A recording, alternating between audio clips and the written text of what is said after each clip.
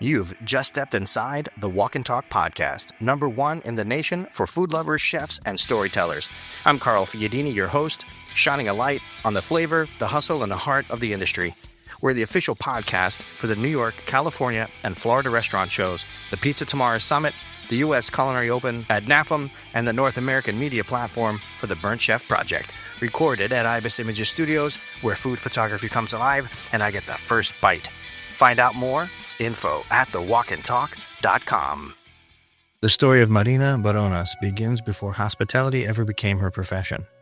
It begins in grandmother's kitchen, in the discipline of setting a table with care, in winter shaped by endurance, and in a life where food was not performance, but devotion. Raised across Lithuania, Russia, and Azerbaijan, hospitality was not something Marina learned. It was something she inherited.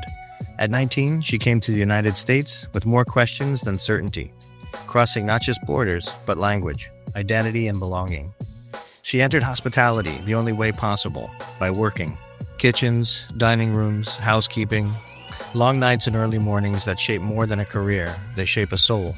Over time, her journey through restaurants and hotels became less about service and more about presence. Leadership came, motherhood came, reinvention came, and so did burnout, heartbreak, and the quiet resilience required to continue.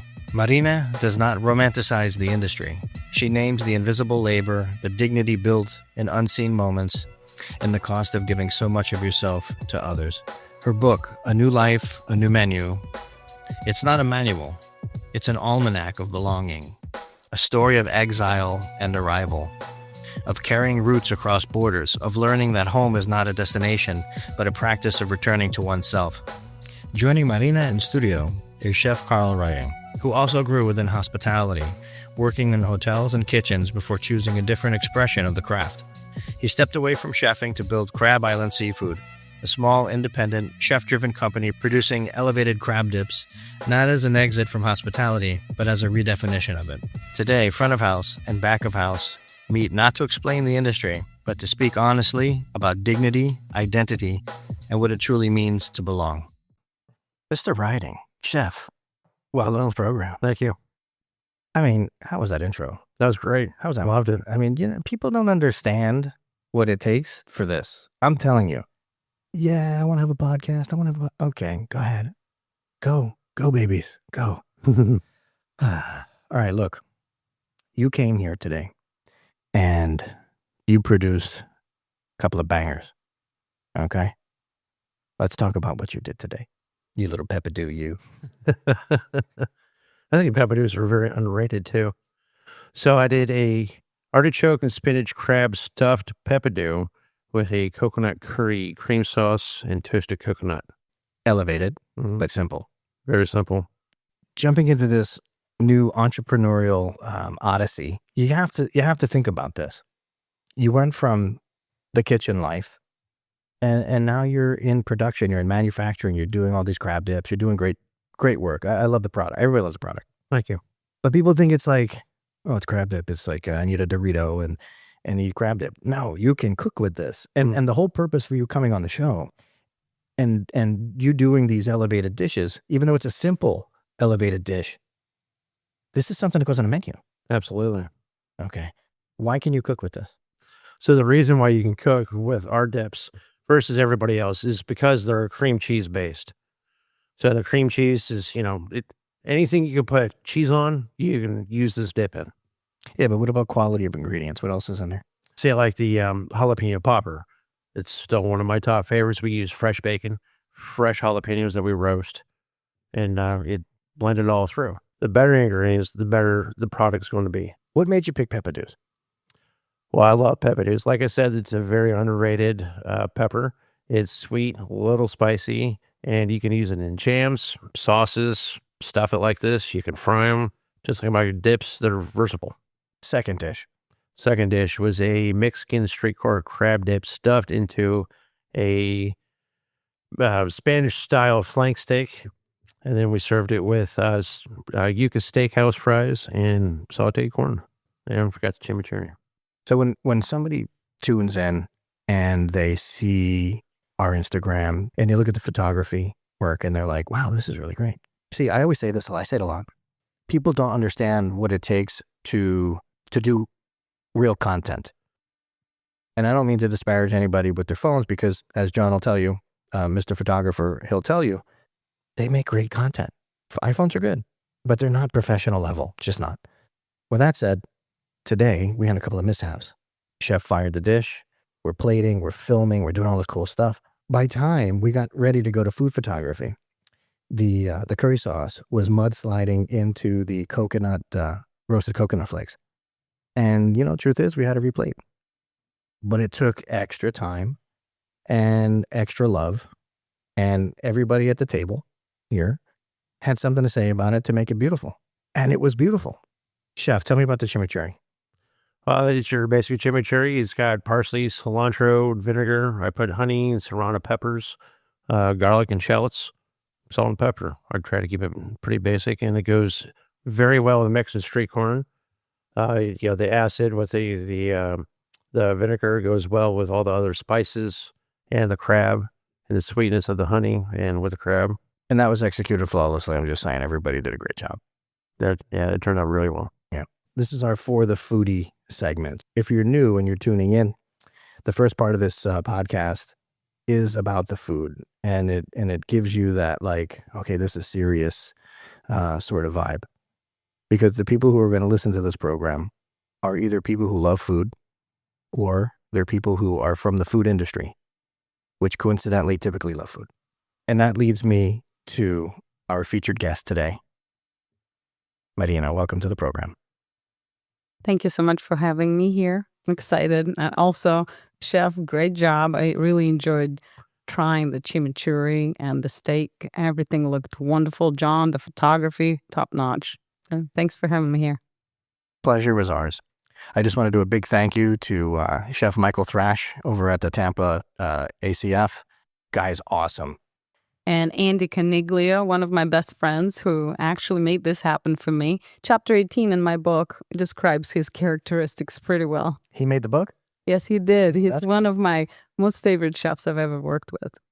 Well, I guess we're going to have him on the program too. Absolutely, you should. Okay. And you too, Michael. I'm just saying, Chef. Just saying. I knew from our conversation that you were going to be a big ball of energy. I was not wrong. Even though you tried to shield it, you tried to veil it, I knew, Marina, I knew. All right. Well, I curved it during our first conversation just because I wanted to come off as a professional individual. I am a professional individual, but I also am sarcastic, kind of like Sophia from Golden Girls, which is how I learned a lot of humor in this country is watching Golden Girls and Frasier. So it impacted me. You're the Russian Sophia. Picture it. Sicily, 1925. Moscow, 1925. Support for Walk and Talk Media comes from Metro Food Service Solutions, trusted by kitchens that need storage and workflow that actually does the job. Learn more at metro.com. You write about hospitality as something you inherited rather than chose. How did the kitchens and tables of your childhood shape the way you later kind of found your way into the industry? All my life, I actually wanted to be a lawyer. And then I realized that's not the path I want to take.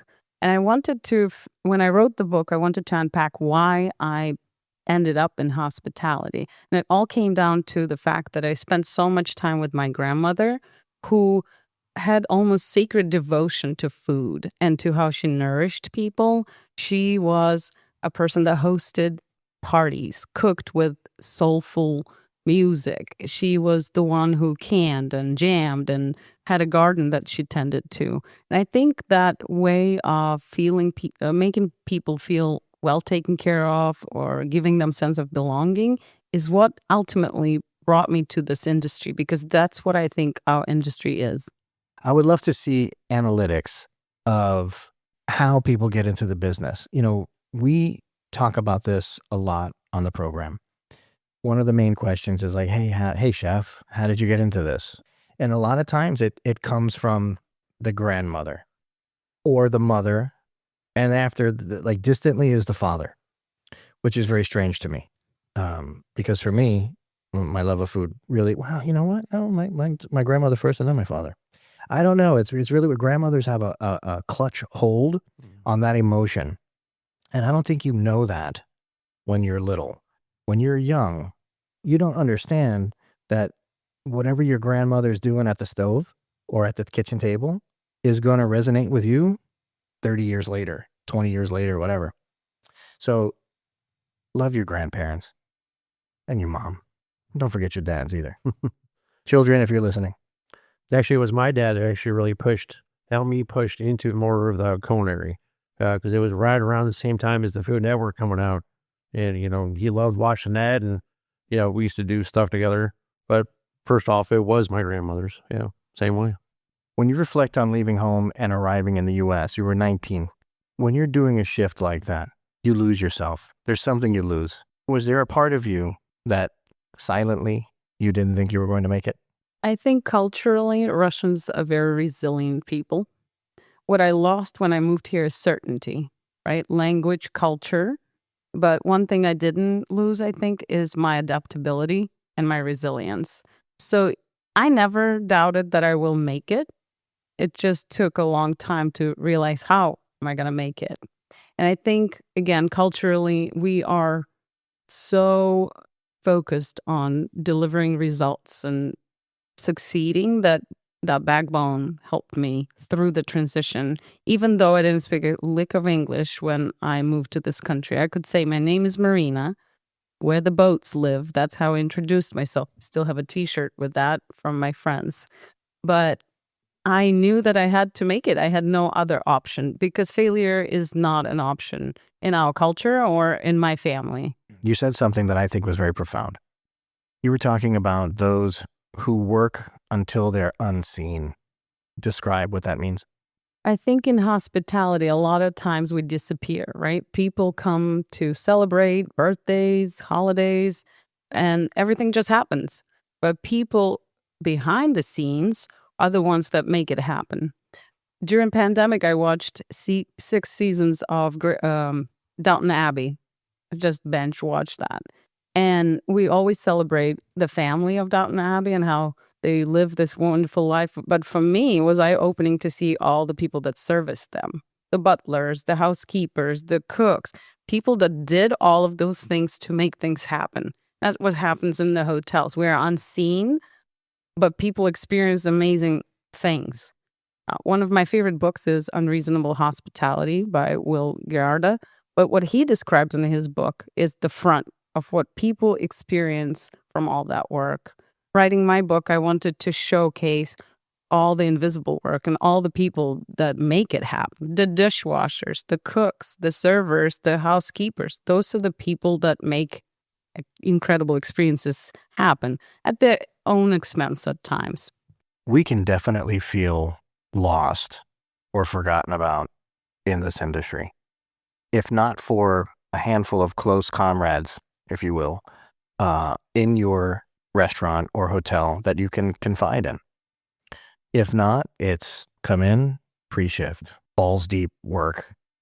You got to do your side work. You want to get the heck out of there. That's just the nature of it. It's grueling on the mentality. I mean, listen, for me, it's hard work, but it's not like you're, paving a driveway or tarring a roof or something like that. It's not the same. But there's a lot of loneliness in it, and you can easily be forgotten. What made you go from advancing within the upper levels of hospitality and saying, you know what, I'm going to write a book? What brought you to that? When I told my mom I wrote a book, she said Dostoevsky probably turned in his grave, because I've never written anything in my life, and I really struggled with writing in Russian. I loved reading, but not writing. And I told her, no, I wrote a book. She said, I can't believe that. And I'm currently translating into Russian because I wrote it in English. But I think we all come to certain points of our life where there is tumult and difficulty. And no surprise, I was going through a very difficult time personally and professionally. And I needed to find joy, and I needed to find the reason I am still here, and I love people. So I decided to write a book. I wrote a book about my journey, but during that process, I also realized how many amazing people impacted my path And I wanted to celebrate them within my book and acknowledge their contribution, not only to me, but to people at large. Ultimately, you became a statistic, a food industry statistic. Married, challenges, divorce. How did that help you establish putting pencil to paper on the book? I think I decided that I want to share my story so other people could relate to it. Because you're right, this is statistically very common in our industry. And it is because we sacrifice time with our families. We work all the holidays, nights, weekends. I'm sure Chef can attest to that story.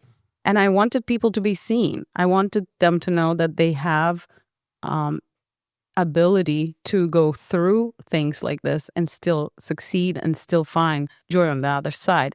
They also gives them permission to falter and to be vulnerable, which is not something easy to accept because it was hard for me. What I always thought was interesting is that, I mean, look, you first year, second, third, fifth year in the industry, 10th year in the industry, your friends and family are always shocked on a birthday or a holiday when you're like, well, yeah, I'm going to come late. What do you mean you're coming late? Well, I got to work. Well, what time are you coming? Well, I don't know when I get there. But that nobody, even after long periods of time, they don't do the math and they don't get nobody knows. I don't know when are we going to be busy, not busy? I'm like, I don't know. To me, that's always been an interesting bellwether of people from the food industry versus people who just go and dine the guest. Yeah, because they think it's easy, right? My favorite joke, which I already shared with you, but I'm going to share again, is people think it's so easy to work in a restaurant because they've eaten in one. I always say, well, I've seen 17 seasons of Grey's Anatomy. I still cannot perform an open heart surgery, even if I tried. And I think that's why we gravitate towards people that work in the industry, because it's camaraderie. We understand each other. And people I've met in this industry are one of the best people. They have the heart. They're breaking their own heart every day, giving the pieces of it to other people that come there to celebrate. We cry when people celebrate someone's life.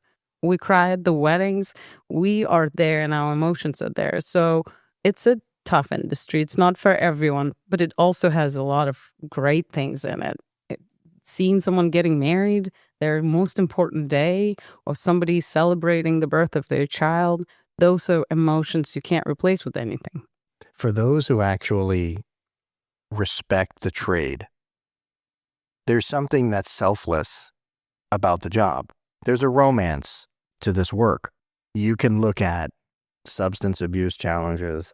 You can look at bad choices, that a lot of people make that are from this industry. But the truth is, it's still selfless, because when the average person is out celebrating one of these, benchmarks of their life, somebody's working. And whether it's a Friday night, a Saturday night, a Sunday night, whatever it is, Thursday for Christmas, Thursday for New Year's Eve, or whatever it is. People have to understand that. It's silly for me as a 51-year-old to talk about this sometimes. I almost feel silly because how the hell don't you just understand this?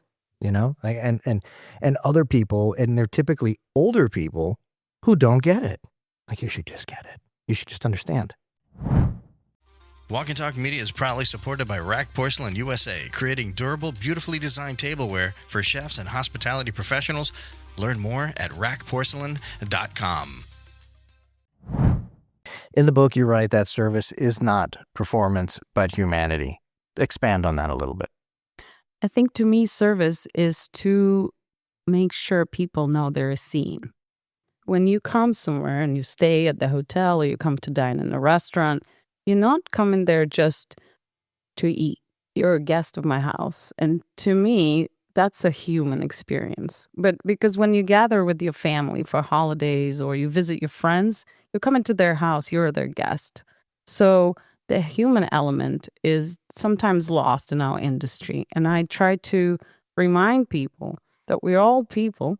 We all have feelings. We want to be seen. We want to be known. And I have a story that kind of shifted my perspective on that a little bit. At one of the hotels that I worked at, a lady came up to my hostess and she was yelling at her, visibly upset. So I pulled her aside and I said, "May I speak with you?" I asked her, "How can I help you?" And she said, "Well, I tried to get a cup of coffee here early in the morning, and your hostess told me to go to a cafe, and they didn't have the coffee there at that time. So I came back very upset." After my conversation with her for a little bit, I found out that she was here, and she was supposed to be here with her husband celebrating his milestone battling cancer, but he passed away 2 weeks before that. So she wasn't mad about coffee. She wasn't mad about my hostess. She was grieving, and we were there. So I had two choices. Either I meet her where she is and I let her be in her grief and be there with her, or just brush it off. I chose the first. We made her stay amazing. I personally, sent some amenities to her, called her to follow up, offered her to go for a walk. And that made a huge difference for her because she lost someone so dear to her, and she was just grieving. It's never about what you did. It's really about where people are at and how do you meet them there. And that touched you. You'll never forget that. No. So it's not always bad news. It's not always negative news.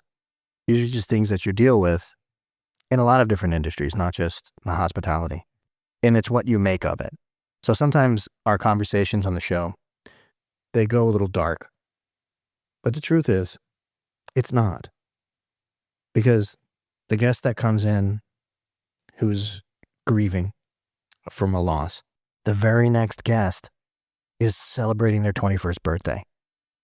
And the excitement is just, you can't contain that. I always look at people who have stayed in the food industry long enough.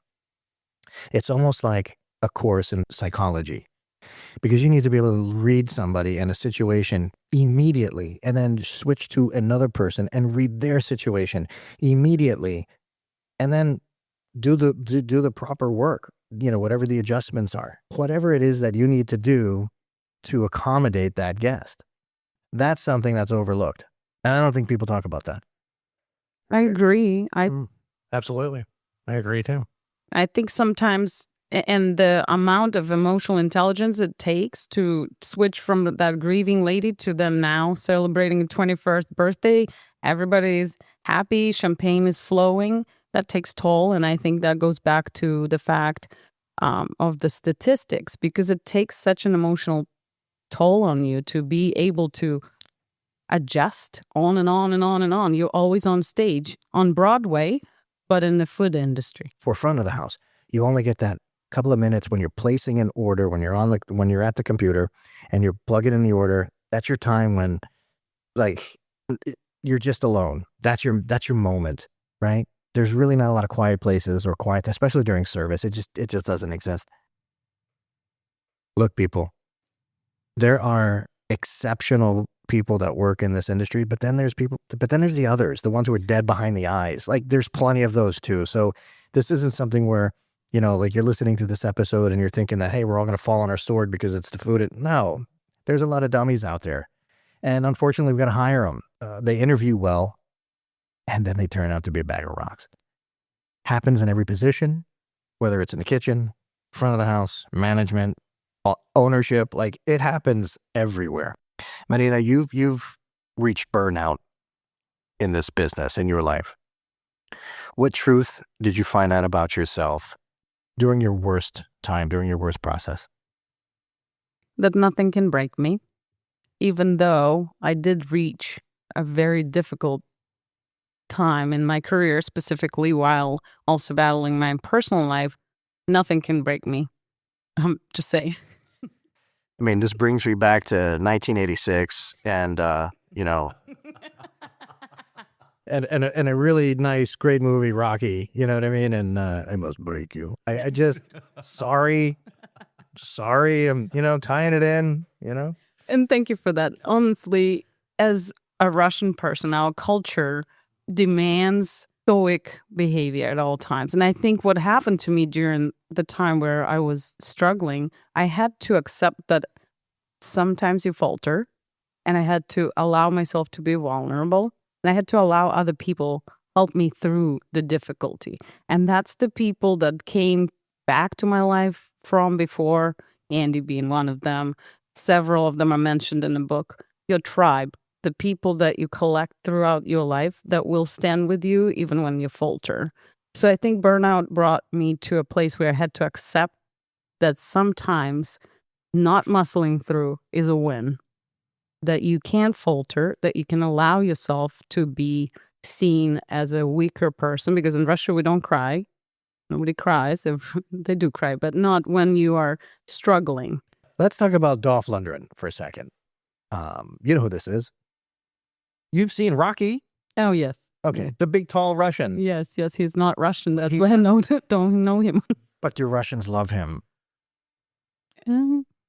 Yes. I was looking for something more climactic, but fine. I'll take that. I'll take it.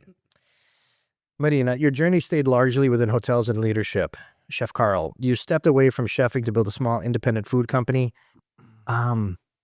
When did each of you realize that staying in hospitality did not mean staying on the same path? I think to me, hospitality is ever changing. It doesn't mean you can't go from one role to another or do one thing or another. Hospitality at large, it's not just hotels and restaurants. It's the way of life. To me, it is how you meet people, where you meet them, and being hospitable and being kind to other people can come in any industry. To me, I love people. I have to be with people. During pandemic, I got my MBA and analytics.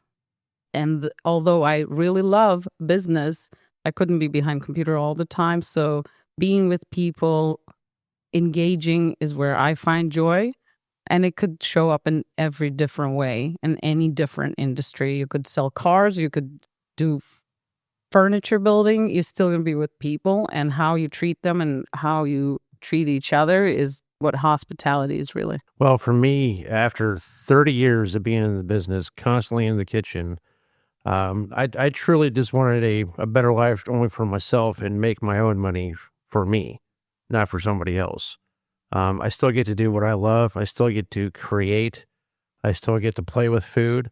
And like doing this podcast, I get to do that even more so on a bigger scale. And now I get to be a part of the reason why people can play with food, because I have a product they can do different things with. This session of Walk and Talk Media is made possible by Citrus America, delivering fresh Florida citrus and juice solutions to food service professionals nationwide. Learn more at citrusamerica.com. You can almost say that both of you can experience greater depths within hospitality just by nature of your current trajectories, your path. Marina, your writing speaks to dignity. You could say it's built through the unseen service, right? Chef, your crab dips come from hands-on craft and control over the product. Where do each of you find the dignity now compared to earlier in your careers?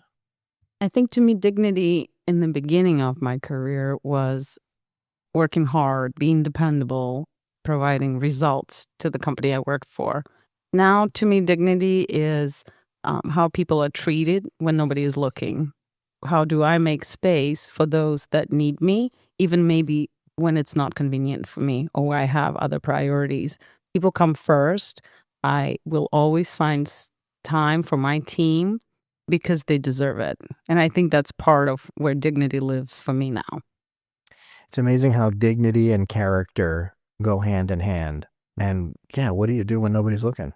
I can only hope that the young people coming up today embrace those two words simply.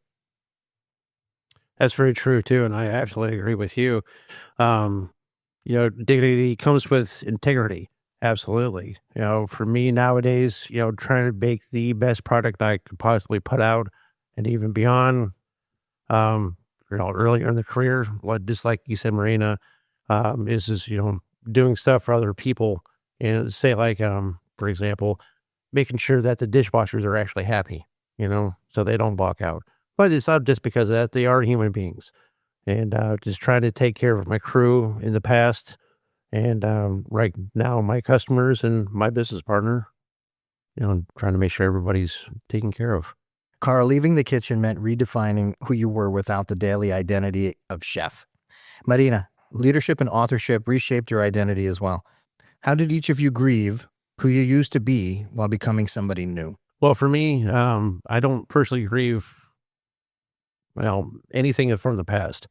You said that, I left chefing and whatnot, which really I think I'm just down on a different level of being a chef.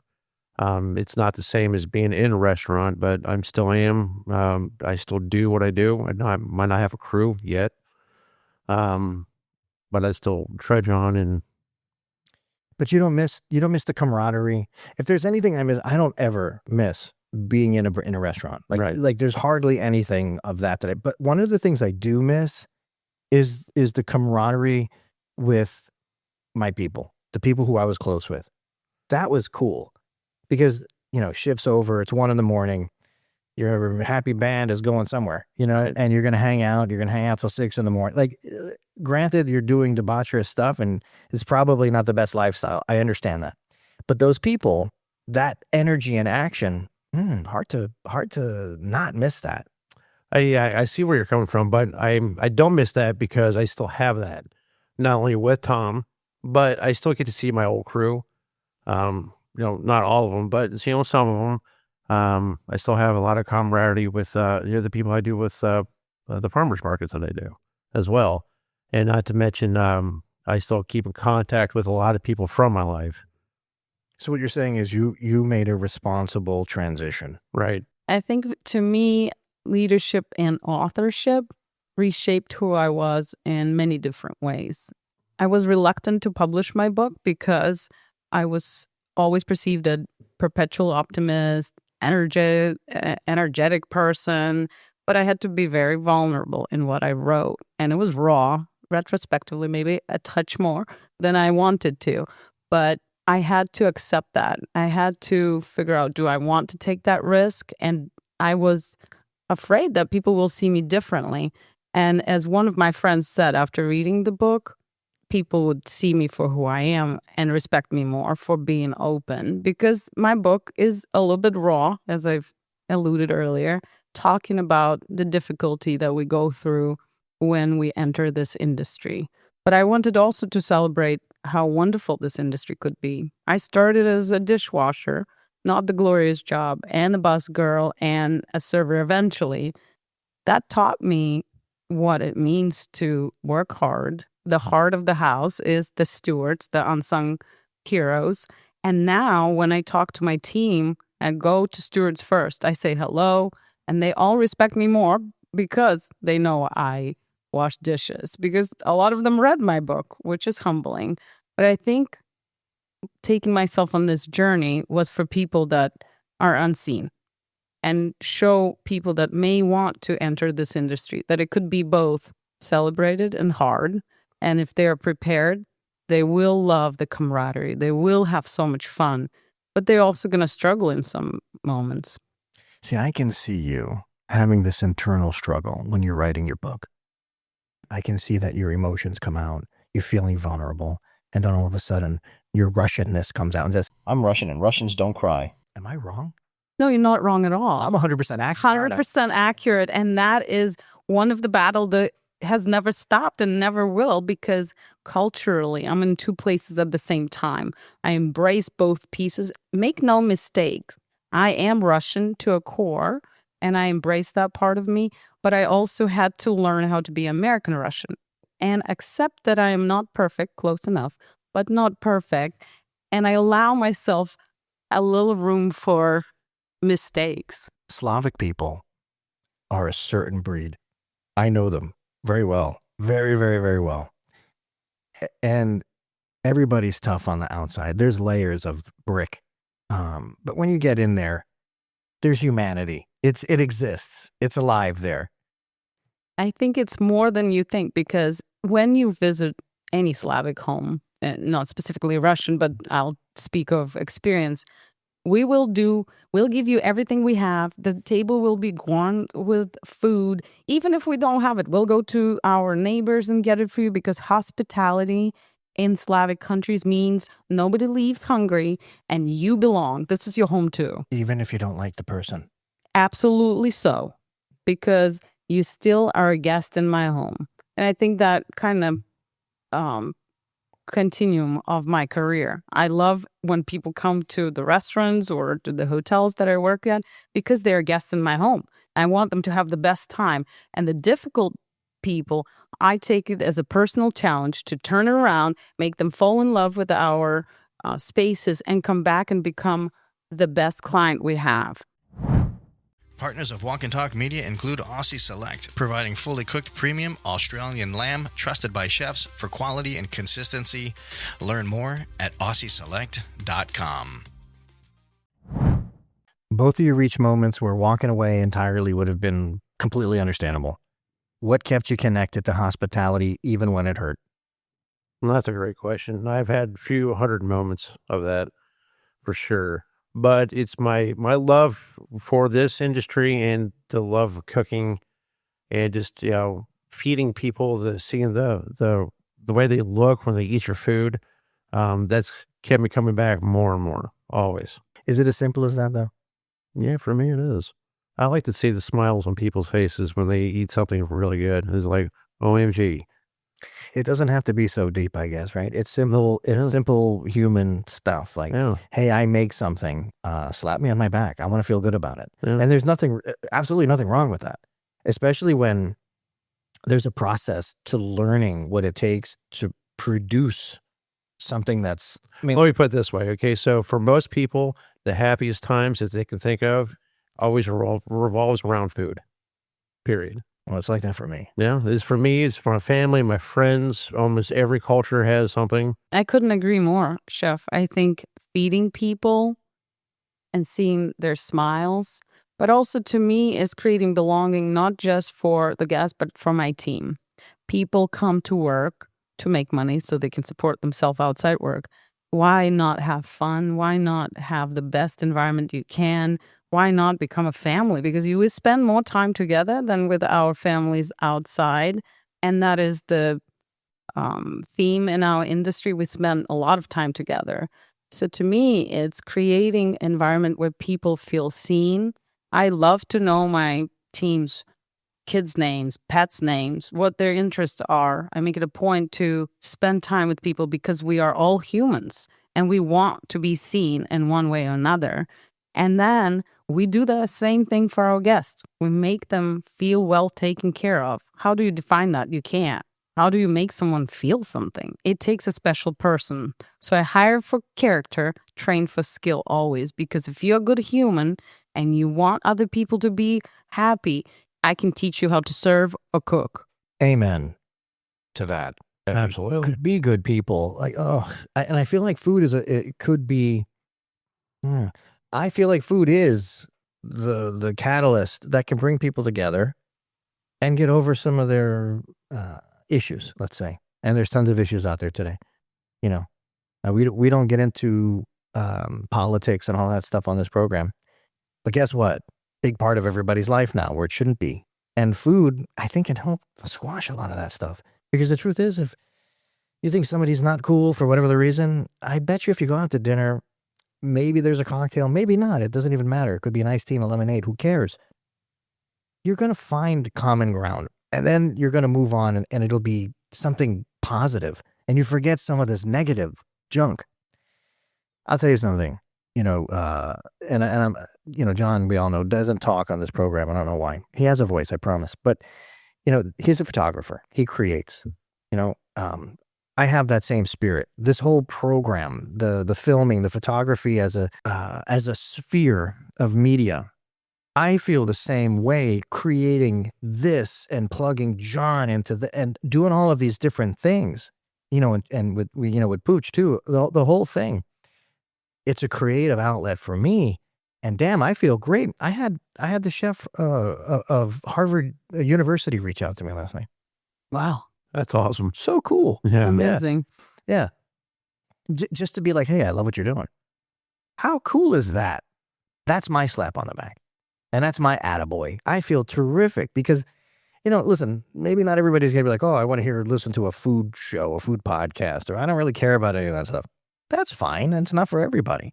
But the people who actually have skin in this as a foodie or food professional, farmer, manufacturer, distributor, anybody in the supply chain, this is for me beautiful. And I know he feels the same way. He'll never say it though. That's my mic drop. We're done. No, we're kidding. All right. Marina, after everything you've lived through, migration, burnout, reinvention, and staying, what does belonging actually feel like to you now? And how do you know that you are truly home? I think state of belonging is a feeling. And to me, it's the feeling of existing fully without pretense, allowing myself to be who I am. I love silly dances. I love making jokes. I also like to be tough when it comes to business. And being myself is what sense of belonging is. Being in a company that embraces me for who I am and what I do, I think is the sense of belonging. It's not so much a place anymore, but state of being. And I try to emulate that for my team as well, or people in my life, because we all need that. We all need to feel that we belong to a group, to a space, to nationality, whatever it may be. And it's harder, I think, for immigrants because we are always in two different worlds. You kind of belong to this culture, but also into this. And I hope that people reading my book find a little piece of themselves in that regard and understand that they can belong. Doesn't matter if you're in this country or other country, you belong. Well said. Well done. Guys, I had a blast today. You are a fireball, Marina. Thank you. You're just a ball. I'm kidding. I love you, man. It's a round. Yes, me too. We're both there. Listen, I seriously love today. Really spectacular. I think we might redo this again sooner than later. Nice. How do we find you, Marina? Please follow me. I'm pretty famous on LinkedIn, Marina Baronas, and on Instagram, not as famous, but getting there, is Baronas 1001, and Marina spelled like the boat place where the boats live. Chef. You can follow us on all social media with Crab Island Seafood Dips. Okay. That's it. We keep it simple. Keep it simple. Well, hey, listen, everybody, it's the end of the year. Let's Rack Porcelain, Metro, Aussie Select, Crab Island Seafood. There's a bunch. There's tons. Our friends at Restaurant Events, LLC, The Burnt Chef Project, the U.S. Culinary Open, Citrus America, so many more. Listen, everybody, we are out.